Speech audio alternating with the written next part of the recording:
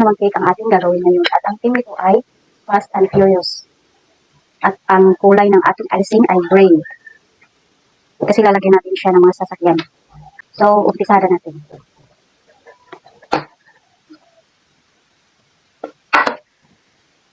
Kailangan natin itong isintro sa pinaka-center. So, ngayon ay maglalagay na tayo ng chocolate syrup.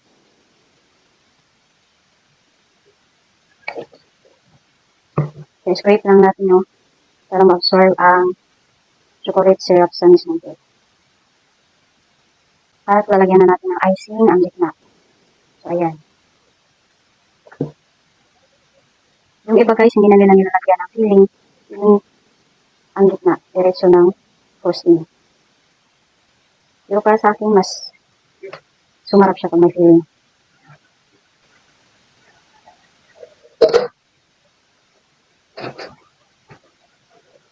Ayan, saka lalagyan na naman ulit natin ng chocolate syrup.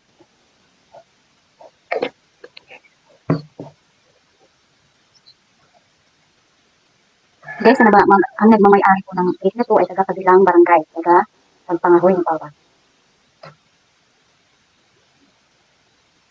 Thank you nga pala sa mga taga-Pagpangahoy na paulit-ulit na nag-o-order sa akin. Thank you, Ma'am Elizabeth Nobero. Thank you.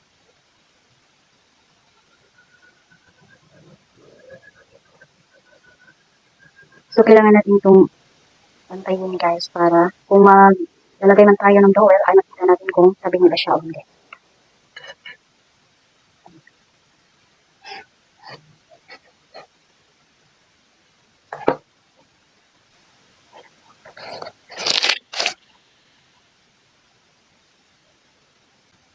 Maglalagay na tayo.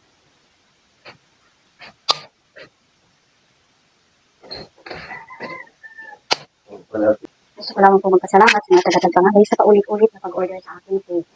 Tsaka syempre kay Lord, nabigyan niya ako ng blessing.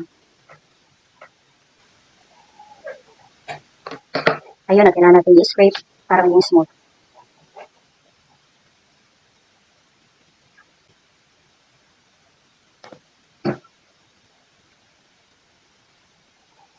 Dati guys, problema ko ang pagpapakinis sa icing.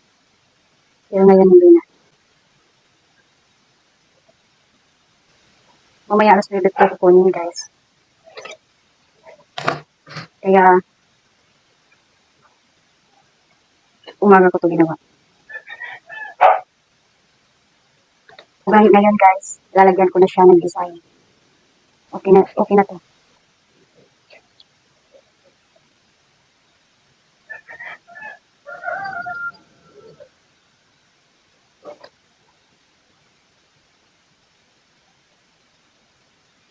Idarap ata to sa kasi for walker. Ayan. Yung sa pinakagitna ay picture ng asawa niya. Ito naman yung sa sasakyan. So, yung sasakyan isa ay dalawa dito ko ilalagay sa baba. Ayan. Para makita ang design. So, ganito lang siya kasimple guys. Ayan. Parang may kulay. So, guys, lalagyan ko siya ng mga ganito para may art naman. Para may dagdag decoration.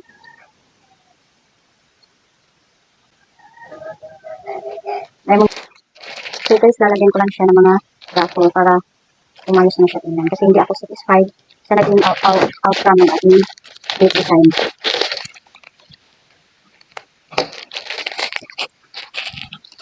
So, pagka-feeling ko na hindi maganda yung suka, ay nanagawan ko ng decorations o design. Para naman okay tingnan.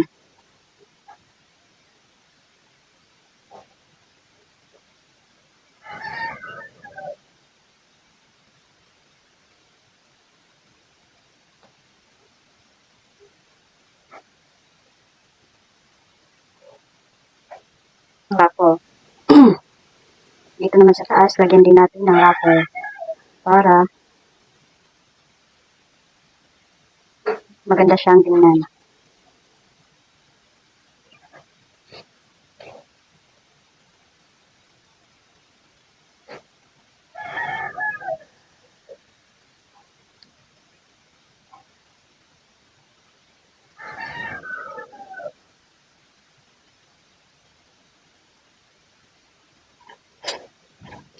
So, ayan na guys. Ayusin ko lang tong cars dun sa baba. Ayan. So, itong isa, ayusin natin ito.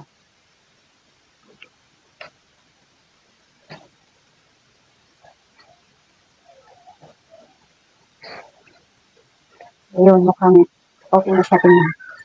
Ayan. So guys, ang bilis na natin natapos kasi simple design lang naman siya. Tsaka wala na siyang kustos balungos na kaya ito na siya. Sana yung nagustuhan na mag-birthday ang kanyang puso. So, ayan. Yan na siya. So, ipapakita ko sa inyo guys kung paano ako magpackaging sa ating mga cake, lalo na sa mga customized cake na ganito. Kasi walang magiging board or cake packaging yan. Mataas yung height dito. So, kailangan natin gumamit ng style.